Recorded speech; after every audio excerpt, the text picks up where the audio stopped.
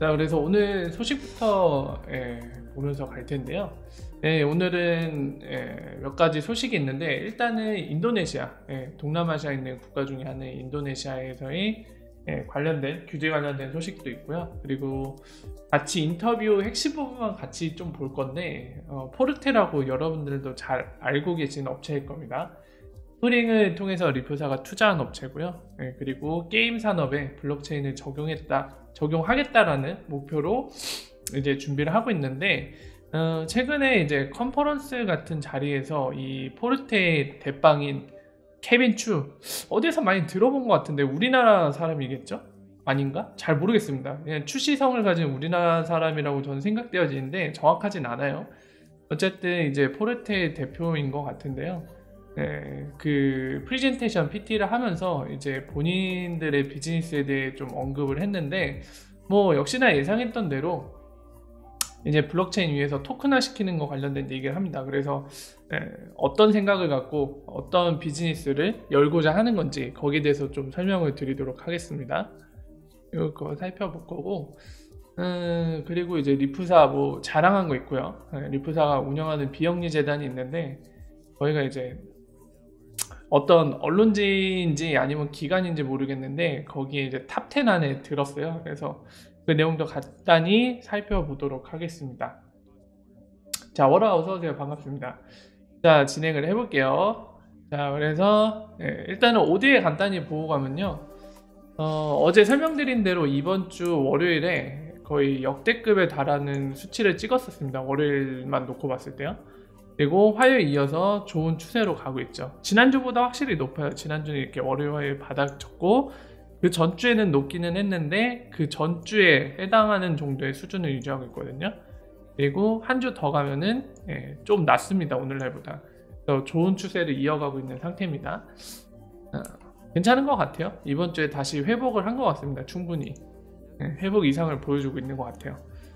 자, 그리고 지금 아까 말씀드린 대로 이 리프사가 스프링을 통해서 투자를 한 포르테, 이제 게임 분야에 있어서 이제 블록체인을 적용했다고 얘기됐던 업체인데, 과연 그 적용시키겠다는 게 어떤 식으로 디테일하게 적용시키는 것인지에 대한 얘기를 하는데요. 간단히 인터뷰 영상을 본 뒤에 제가 좀 설명을 드릴게요. 뭐 예시를 월드 오브 워크래프트 얘기도 나옵니다. 그래서 와우를 하셨던 분이면은 익숙한 걸 들으실 수 있을 거예요. 잠깐 하이라이트 한 1분 50초 되는데 잠깐 볼게요. 자, 보도록 하겠습니다. Finally, blockchain can capture value that's happening in peripheral 김명현님 후원 markets. 2만 원 Players 감사합니다. are buying 이명현님 and 후원 selling 2만 원 game accounts 감사합니다. because remember, they can't actually own the items and trade those items, so they're buying and selling entire accounts. What you see here is what one gamer posted to Reddit. It's a Stripe dashboard. And so what this user does is he goes and plays a game called World of Warcraft. On average, he spends 10 days creating a new account, leveling it up and getting the right gear that he knows will be valuable, and then selling the entire account with the login credentials and password to another player. Over 3 years, he's made 471. 자, 어마어마하죠? 47만 1000달러예요. 아이고, 이어서 계속 볼게요. $1,000 doing this. Probably a lot more than he would have made if he drove an Uber or participated in another part of the gig economy. This market is really big. Nobody knows exactly. 자, 앞부분 간단히 설명을 드릴게요. 그러니까 앞부분 서론에 케빈 추가 어떤 얘기를 하고 있냐면은, 이 게임 분야 산업이 가치가 있다라는 걸 얘기를 하고 있습니다. 그래서 어떠한 예를 들어서 이제 가치가 있다고 얘기를 하고 있냐면요, 어떤 한 와우, 즉 월드 오브 워크래프트라는 그 RPG 게임이 있어요. 간단히 보여드릴게요. 이게 막 되게 유망한 게임은 아니거든요. 약간 매니아적인 기질이 있는 사람들이 많이 하는 게임으로 알고 있는데, 월드 오브 워크래프트, 그 스타크래프트나 디아블로를 만든 블리자드에서 만든 RPG 게임입니다. 그 방금 말씀드린 워크래프트라는 전략 시뮬레이션 게임이 있는데, 그거를 그 IP를 갖고 이제 RPG 게임으로 만든 거예요. MMORPG. 지금 보시는 요런 겁니다. 그냥 모르시는 분들 위해서 어떤 게임 갖고 지금 저 사람이 얘기를 하고 있는 건지 말씀을 드린 거예요. 근데 이 게임의 규모가 잠깐 그 게임 랭킹 좀 볼게요. 그러니까 유저가 보통 많은 거는 이렇게 지금 보시면은 게임 랭킹을 보면 1등이 요거잖아요. 리그 오브 레전드. 그래서 게임 잘 모르신 분들 롤 이 게임 많이 들으셨죠? 그게 전 세계에서 지금 1등이고요. 자, 보시면은 저 케빈 추가 예를 든 월드 오브 워크래프트가 어느 정도 순위권에 있는지를 좀 보기 위해서 지금 순위표를 꺼낸 겁니다. 자, 보시면은 뭐 롤이라고 부르는 이거 리그 오브 레전드, 레인보우 식스, 뭐 카운터 스트라이크, 마인크래프트, 그리고 배틀그라운드, 이건 뭔가요? 룬테라? 이건 뭐죠? 처음 보는 건데. 아펙스라는 것도 있고, 이거 GTO라고 부르는 게임도 있고, 오버워치 있고, 도타도 있고, 허스톤도 있고, 포트나이트 이거 있고, 13등이 와서요 월드 오브 워크래프트가 여기 있어요. 순위가 이제 유저 숫자에 의해서 결정되는 건 아니지만 대체로 상관관계를 갖고 있겠죠. 그래서 그런 걸 고려해 볼 때는 뭐 전 세계적으로 인지도 있는 게임이지만 위에 1등 뭐 리그 오브 레전드처럼 엄청난 숫자의 유저를 보유한 게임은 아니겠구나 라는 걸 알 수 있습니다.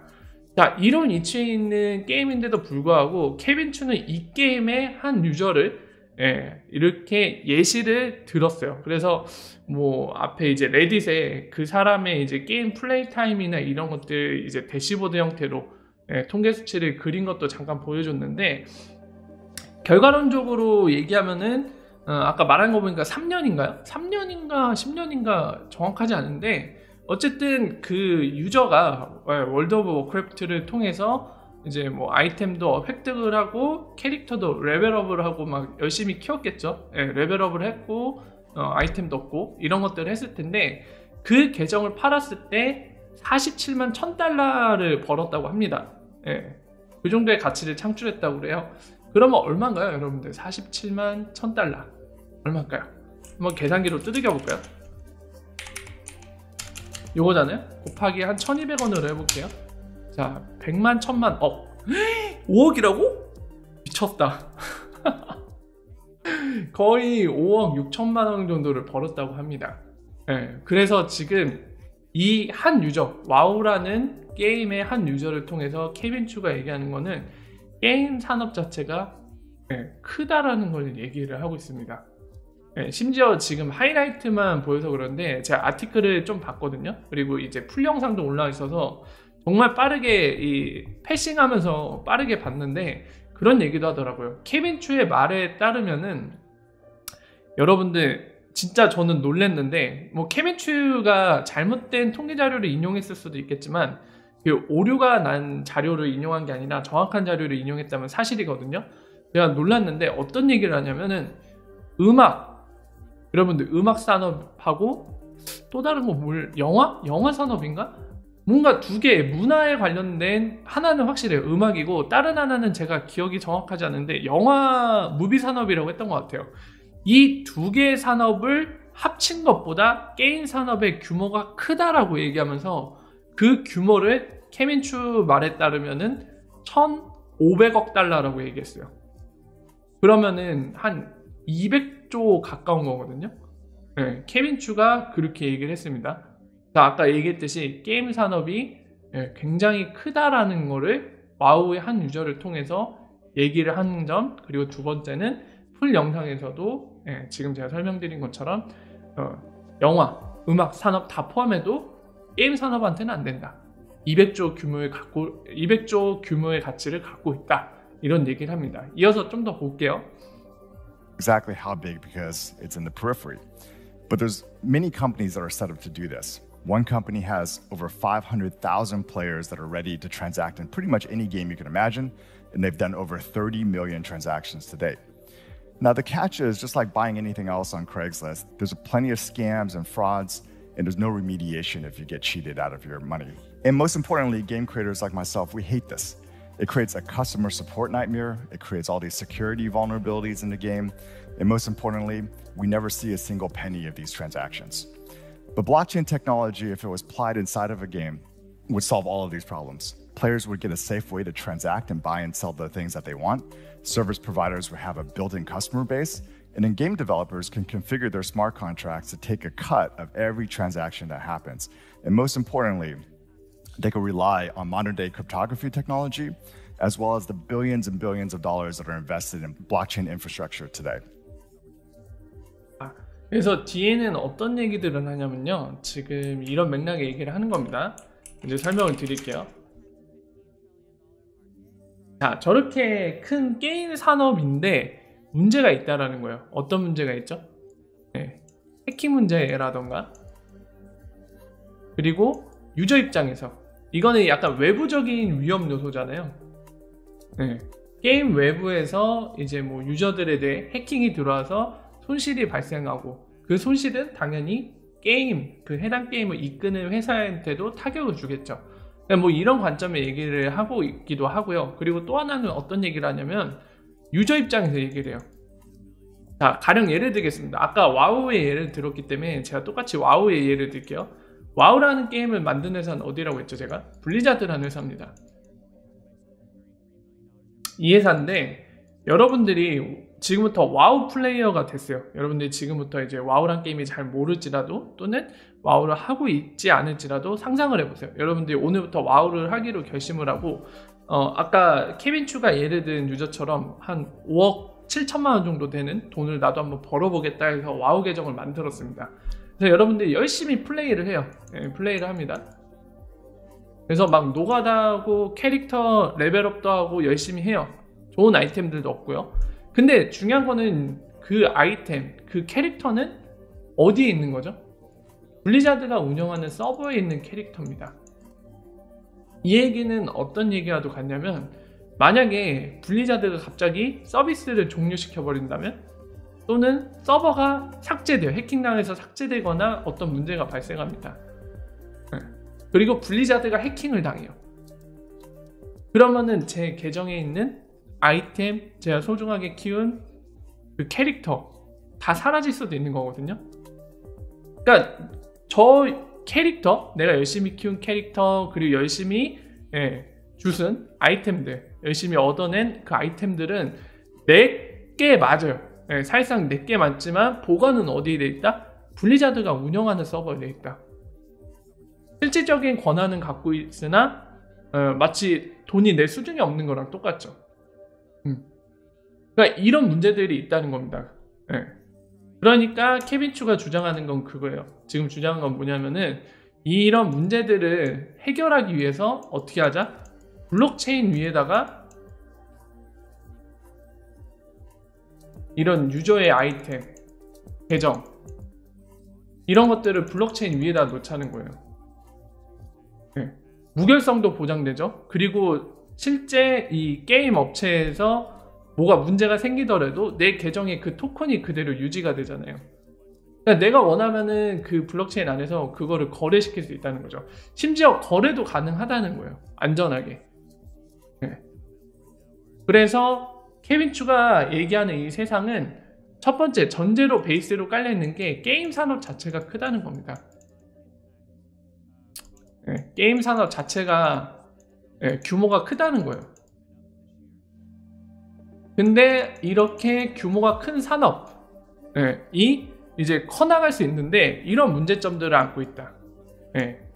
크게 이런 문제점들을 안고 있는데 이 문제를 블록체인으로 해결할 수 있다라고 얘기하는 겁니다.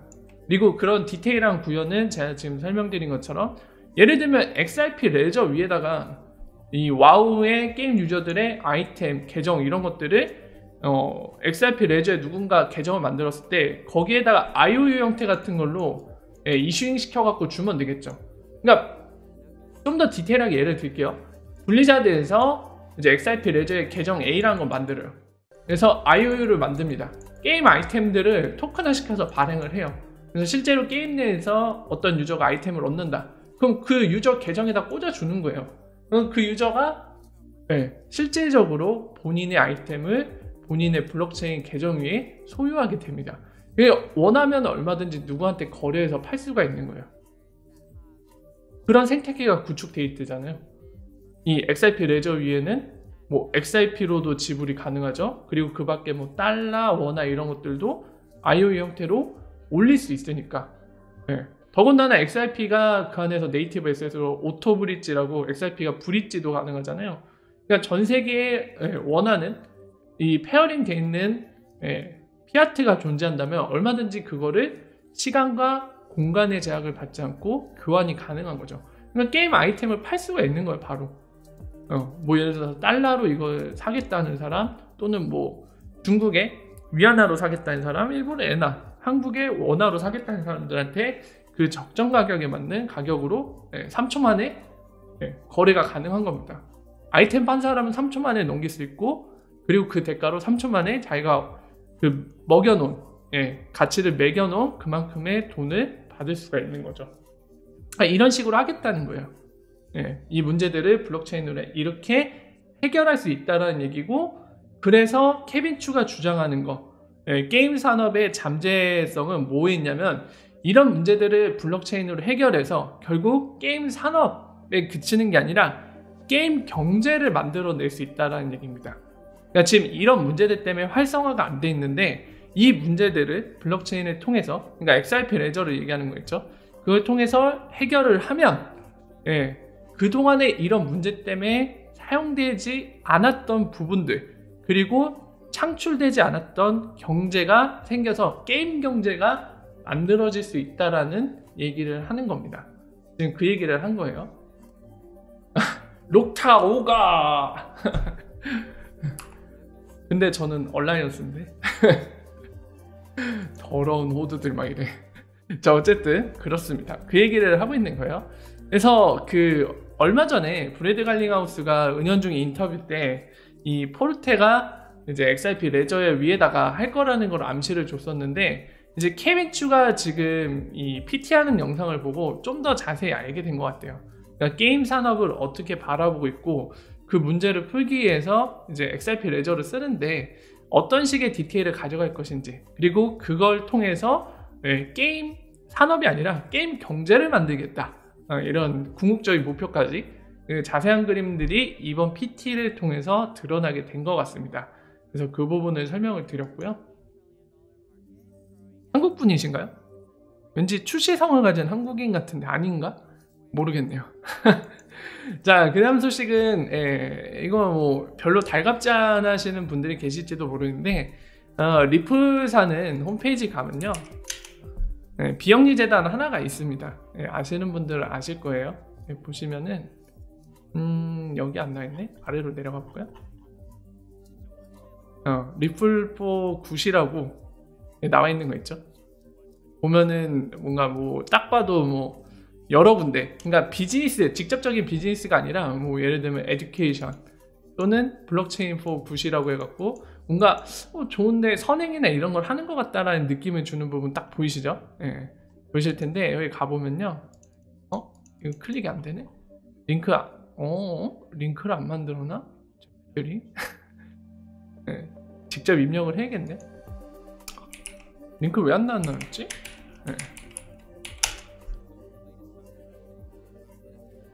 자, 보시면 아까 보신 리플4 굿이라는 그 일환으로 지금 비영리 재단을 만든 게 있습니다. 지금 홈페이지 열고 있는 중인데, 리플웍스라고 해갖고 비영리 재단을 하나 만들었어요. 그래서 이 재단을 운영하는 자금줄 중에 하나를 우리는 알고 있습니다. 크리스 라센이 보유했던 물량, 그거 기부를 했죠. 그 물량으로 지금 이 리플웍스라는 비영리 재단이 굴러가고 있는데, 왜 이렇게 느리게 열리니?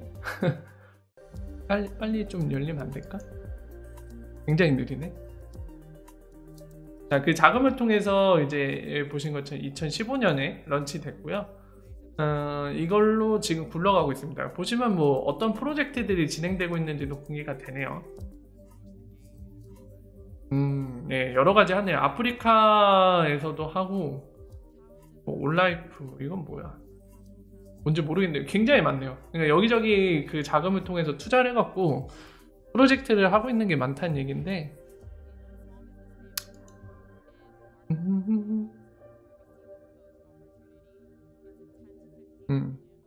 이 멤버들 보이죠? 이 굴리는 크리스 라센도 보이죠? 파운더라고 딱 명시되어 있잖아요. 코파운더. 이 사람의 물량으로 지금 돌아가는 재단입니다. 비영리 재단이에요. 자, 그래서 어쨌든 이렇게 비영리 재단을 통해서 사회 공헌 활동들을 하고 있습니다. 뭐 여러분들도 예상하시겠지만 단순히 그냥 착한 일 하자로 끝나는 건 당연히 아닐 거예요. 기업 입장에서는 이윤이 되는 활동을 하기 때문에 뭐 얘기 많이 들으셨겠지만 미국 같은 데서 이런 기부나 이런 걸 하면은 그거를 세금 감면 쪽으로 혜택을 되돌려 주잖아요. 그러니까 뭐 이런 얘기까지 있을 정도죠. 한국에서는 기업들이 기부를 해봤자 세금 감면 혜택이 크지 않은데 미국은 굉장히 크다. 그래서 미국 기업들이 기부를 많이 하는 것에 대한 이유는 바로 이 점에 있다. 뭐 이런 식의 얘기들 많이 들으셨을 거 아니에요. 그런 것처럼 당연히 그런 쪽으로 이제 간접적인 이득 이런 걸 생각하기 때문에 이런 활동들을 하는 거겠죠. 자, 리플럭스가 그런 곳인데 지금 그 리플럭스가 이 패스트 컴퍼니라는 사이트에 이 탑 10 안에 비영리 재단 순서에 들어가 있다고 합니다. 이노베이티브, 혁신적인 그런 비영리 재단, 비영리 조직 탑 10 안에 포함됐다고 자랑을 하고 있습니다. 저는 모르겠어요. 뭐 이게 크게 의미를 갖는 것 같진 않지만 리프사가 이거를 대대적으로 홍보하고 있으니까 일단 여러분들께 말씀을 드릴게요. 뭐 크게 다룰 점은 없는 것 같아요. 실제적인 비즈니스와 직접적인 연관을 갖는 부분은 아니기 때문에 그냥 이런 뭐라 해야 될까요? 활동도 하고 있다. 이 정도로 우리가 체크하고 넘어가면 될 것 같습니다. 자, 다음 소식은 이제 인도네시아 소식이거든요. 인도네시아가 되게 의외인 것 같아요. 이 코인 텔레그래프의 기사에 따르면은 지금 보신 것처럼 타이틀도 나왔네요. 인도네시아의 그 CFTC라고 얘기할 수 있는 이 상품, 우리나라 조직으로 비견을 하자면 선물거래위원회 뭐 이런 게 될 것 같거든요. 미국에는 CFTC라고 존재하죠. 그러니까 그런 조직에 비견할 수 있는데 거기에서 이제 지금 아시아태평양 암호 거래소들 어프로브 승인을 했다라는 얘기가 나오고 있죠.